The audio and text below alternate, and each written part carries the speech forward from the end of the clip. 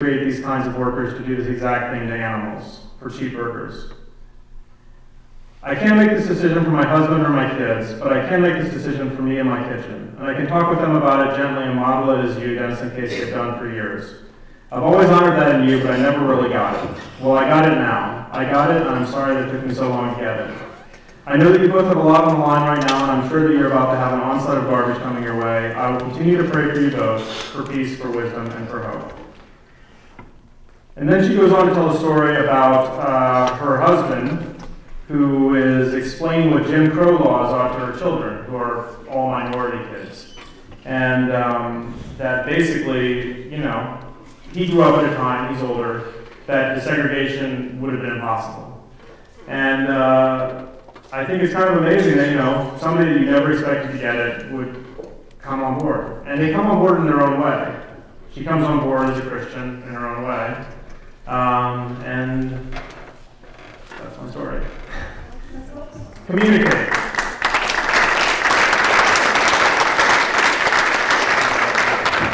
Do you have any questions?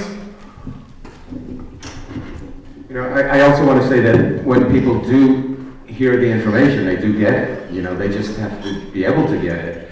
And over the years, my show has been a highly rated show on all of these commercial stations, one of the highest rated all week. And it can't just be vegans listening. The truth is interesting and very bizarre when you hear it in the media. So, and glad the attorneys are still here.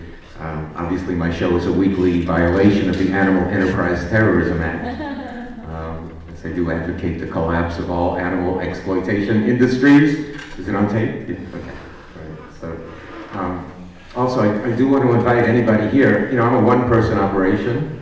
I started, the role of music is really important. I started an event called World Fest that goes on in Los Angeles yearly.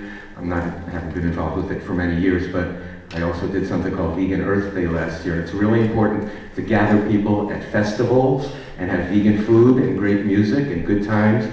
And I want to do that too, but it's all a matter of money. We have experience at doing it. We have access to the media. Do you want to get involved? Do you want to help me? 3 minutes for $100, and you can come on for any cause you want. But yeah. So, any questions, or anybody want to, sign up and sell advertising, or what?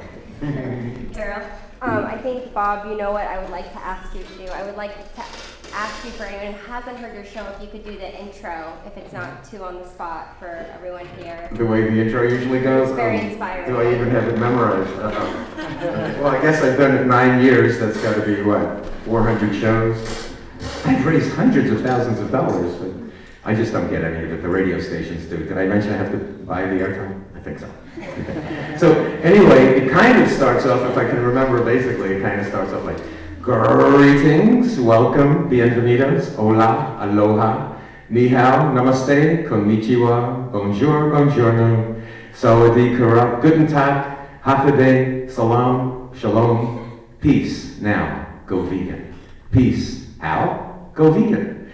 From the left coast to the genetically mutated McNugget pharmaceutical vivisection prison, kilitary industrial core poor nation, in the post-constitutional cheese-covered bribocratic corruptocracy, democracy, criminocracy of the United States of Wisteria. This is Go Vegan with Bob Linden. So just in case somebody only listens 30 seconds and they get the gist of it, And by the way, the argument for the Bible is, it's right in the beginning, Genesis 1, verse 29. Go vegan. Basically, God says to go vegan. That's what I use. And then I don't listen to anything else somebody says. If you want to live in that sin-free universe, who wants to live there? Yeah, who wants Eden and heaven on earth when we have hell like this? So. I just wanted to thank all the panelists for being so articulate and being the voice for what I feel is my cause.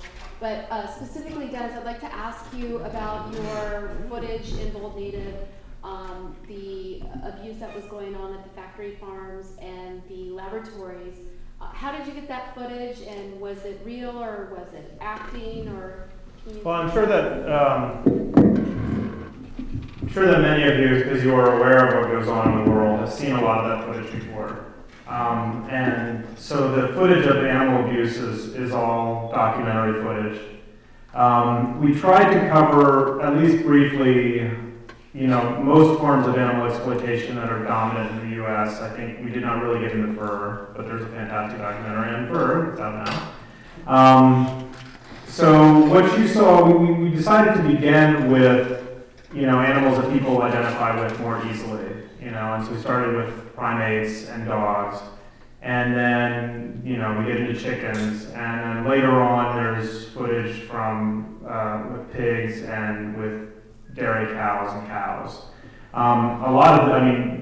Most of the footage of the documentary footage is sort of in the first 20 minutes. You guys got a lot heavier dose of that than exists throughout the rest of the film. But it was all during the editing process, just downloaded from the internet or through documentaries that we have, or footage that we got from documentary filmmakers. We collected it from as many sources as we could, and then just tried to find a balance between, it being a documentary like Earthlings that's about showing people what the reality of animal exploitation is, and not letting people who didn't know about this sort of not really have context for why the characters were so passionate about it. So that finding that line was a big part of what we did.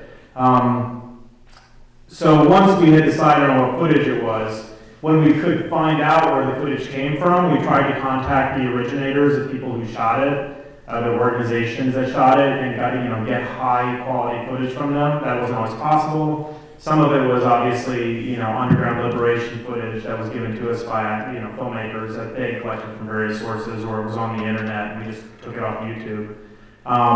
What we're following with the film is a fair use doctrine. So even if we got the footage from people, we are using fair use, which basically is generally used in documentaries and says that you can use footage, documentary footage, as long as the use of it is educational or transformative in some way. Generally not used with fiction films, so if anybody has a problem with it, I'm sure we'll probably have to fight it out, but I think our use of it is justified.